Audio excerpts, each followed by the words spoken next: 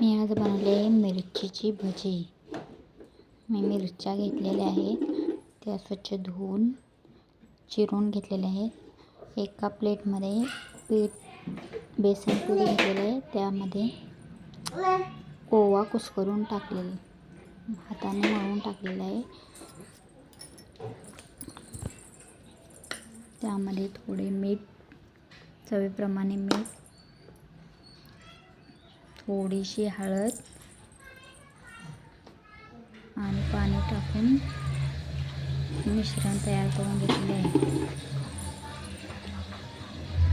मिश्रण तयार करून घेतलेले आहे. आता मी मिरची त्यामध्ये टाकले आहे. मिरची घेऊन पीठ लावून ते तळायला टाकलेले आहे. तळून झालेले आहे. हे बघा मिरचीची भजी कशी दिसत आहेत सांगा.